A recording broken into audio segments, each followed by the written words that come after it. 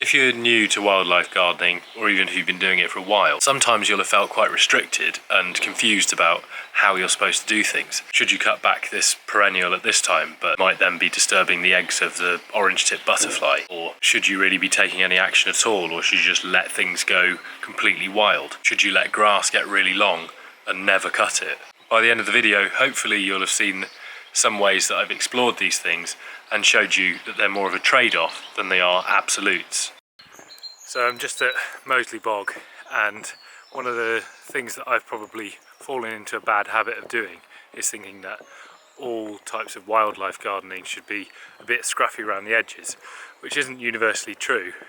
And you can see that the value in it is having a range of habitats, and that means even in grassland you would have something that would mimic how a herbivore would treat grassland, which would be to have things on a cycle of a rotation of being mown, which is much more like a herbivore. So you're going to then have things that will thrive as a result of things being kept a little bit shorter, as well as some areas where things can hide. One of the reasons why a pond is so effective is because it adds a new habitat to your existing garden, and there's so few of them, or there is a shortage of them around. It's unlikely that you'll be able to have a forested environment like this unless you've got an absolutely massive garden, so it's probably not an option. And it also means that you don't have to just let your garden go to nettles and brambles, and why it's such a useful thing that some people do neglect their gardens, because within the local complex of gardens you're then going to have one place that's fairly nearby that is already providing that for you, so you can get the benefit of it too. So I'll show you the part of the meadow where I've decided to cut some of it, because I think that overall it's better if I've got some different areas where it's mowed on rotation. Also, there's parts of it that I want to keep a little bit shorter because I want to add in some more of a border.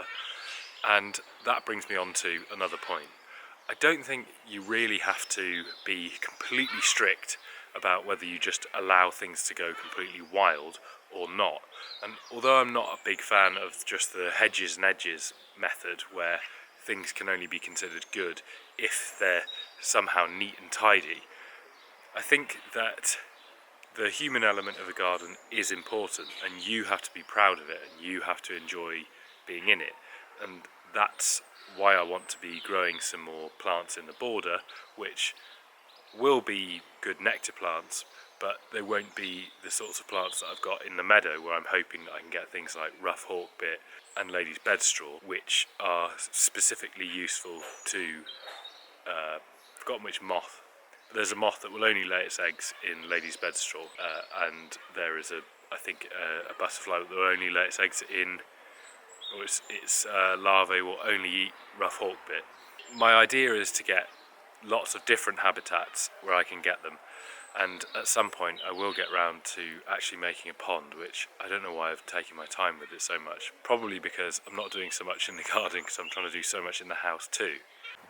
So a mown path in your meadow not only means that it shows people that there is a human purpose to it, so it doesn't just look like you've let it go, it also means that you've got some cycle of herbivore type rotation of some areas that are kept shorter as well as the longer areas. So as with lots of things, it's often easier to say some of the things that you really shouldn't do if you want to have a wildlife garden. I'm not going to throw everything away, so I try not to blow off all of the top decaying matter in borders. I leave twigs and logs lying around. So I think that that's the thing that I see missing from most places where I think that they're a bit of a wildlife desert, which is that they have absolutely nothing that decays in their garden. They try and get rid of and tidy up everything.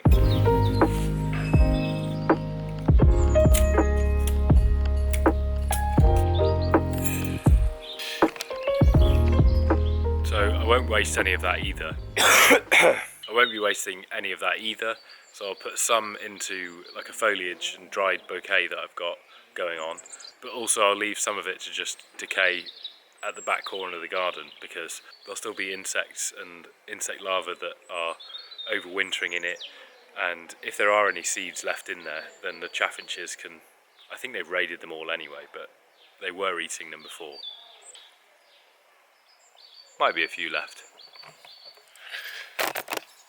And on that idea of roughness, you don't have to just not clip anything. It's just about not clipping everything back so that there's never any blooms, or if you prune things really, really hard, you end up causing everything to become hedge-like and quite dense, which is good for some things, but not for everything. The key to having biodiversity is to actually have some diversity as to how you treat different parts of your garden. On the whole, there will be people in your neighbourhood in that complex of gardens who are treating their garden differently, which is giving a different habitat. So this is probably more important if you own a larger space, to treat things differently, like on a rotation. So I'm going to trim this back, partly because it's getting in the way, and eventually I might replace it with something else because I think it's a bit boring just having this one euonymus hedge. I'll show you now.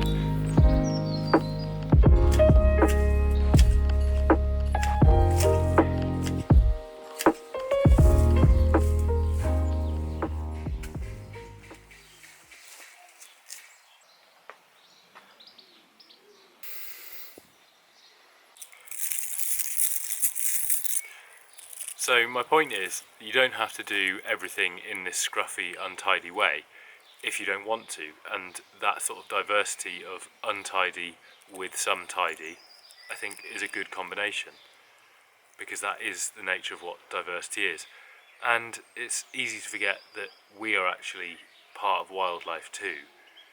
Wildlife is only by our human definition, but we're still animals and we're still part of the ecosystem that we inhabit.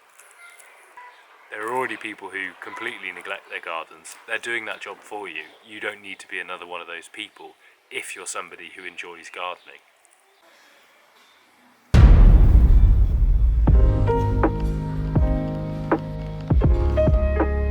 Let's have a look at what you planted. Some bright yellows, titans. Why are you talking so quietly? Okay, some bright yellow Titan sunflowers. You have to read it upside down, because otherwise you'll tip all them out. Thought these might have been a bit dead, but I can see signs of life. So I'm just going to soak them for a bit before I pot them up.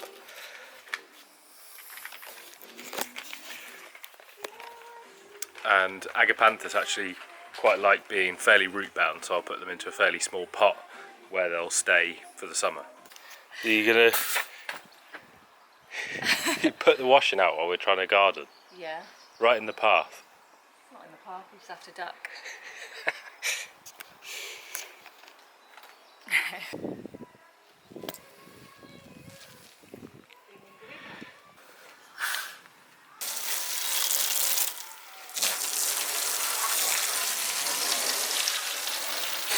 Squirt that out.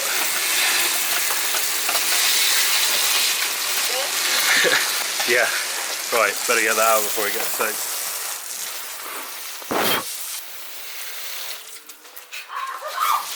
You done the top? So in here I got that magnolia, which, although the flowers are really ancient, magnolia were some of the first flowering plants. They're from Asia and Japan, so they don't have many native pollinating insects. I don't think there's any pollinating insects that can actually use the flowers in them, but the branch structure is such that birds will perch in there, and so it has a different value to wildlife to the conventional one of thinking that everything just has to be revolved around pollinating insects. Because I've got loads of nectar plants that are available for pollinating insects elsewhere. So that's what I'm trying to do, is to have lots of different types of habitats. And I think also a mistake that I made early on when I was trying to transition into doing more wildlife friendly gardening is to think that you couldn't have any influence at all, so just let things go to becoming quite weedy. And although I've got patches of where I allow things to be a bit relaxed and weedy, I don't want that to be everywhere, because what ends up happening is I would put, say, like some cornfield annuals or something in an area, so you get loads of poppies and cornflowers and that sort of thing, and then you get this explosion of colour for about 4 weeks and then nothing else. Or you might get, I've got some foxgloves and things in there, some rose bay willow herb just bloom too. But I think if you allow it to go for the entirety of the border, then it ends up looking crap for most of the time.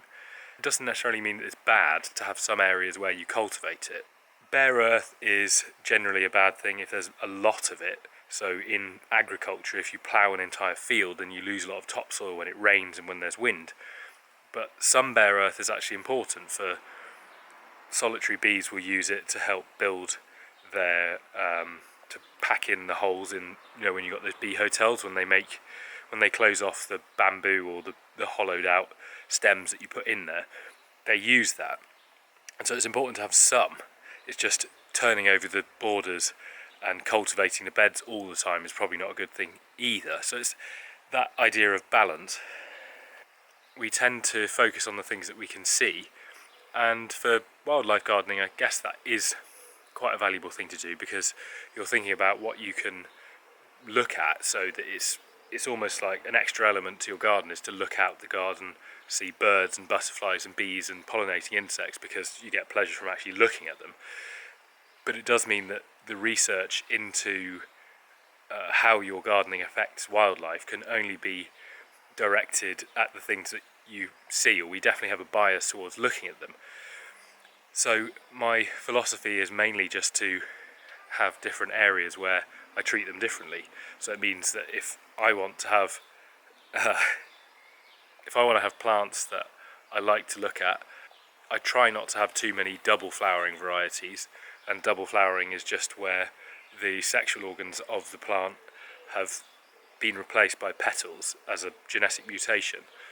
That means there's no nectar available for anything. So although I do try to have some native plants that are specifically useful to things, I don't want to just have native plants, because in the UK we've got about 1,000 plants that are considered native. The definition of native in the UK means that there are some plants that are actually quite useful, but they've been here for thousands of years. Archaeophytes like poppies, they wouldn't be considered native normally because they haven't been here since the last ice age.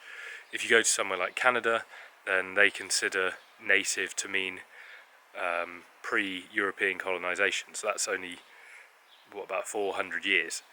So the term, I think, is a little bit of a problem because people get hung up on it, but it doesn't mean that just because something's not native that it has no value. I think that it's important to remember what things are invasive, and it's unlikely you're going to be introducing new plants. So the argument for saying that you shouldn't grow things just because they're not here, you're probably not going on plant hunting expeditions and introducing new plants, but it's worthwhile being careful not to buy things, because sometimes some plants are not on a Schedule 9 invasive list, but they are sold in garden centres and they do cause havoc when they're released from gardens. But for the most part, I think that the conversation for most people needs to move on from just talking about things that are native, because there are things that are valuable. They're valuable to you as a gardener, and it's quite an anthropocentric view. It's very human-centric to think that we are removed from nature, but we're not. So your well-being in your space is important. So grow some things that you want to grow, as well as just just because you think that of wildlife gardening doesn't mean that you can't have any part to play in it and you just need to let it go completely wild. What I'm trying to say is that it's more important that there is a complex of gardens. The strength in biodiversity of gardens is actually in their collective, i.e. overall you've got a big habitat, especially in urban centres where they form the probably more area than the parks and green spaces. And so although it's easy to say what you really shouldn't do, like excessive use of chemicals, particularly if your idea of gardening is to have a really bright green lawn, that's not great, and I think that needs to be relaxed. But my point is that because it's about a collective, if you're too absolute and suggest that every garden has to be wild, one, it wouldn't necessarily be an overall benefit. There would be some creatures that actually benefit from the way that we garden, and it would have an impact on them. It's not about a few people taking perfect action. It's about thinking about a way that we can help encourage people to take imperfect action and get more people to take that imperfect action. So if you can get people to allow a certain area of their garden to go a little bit wild, allow some things to decay, stop using tons of chemicals on your lawn, stop mowing every single week for the entire garden, have a mixture of shrubbery, some trees, and even your borders.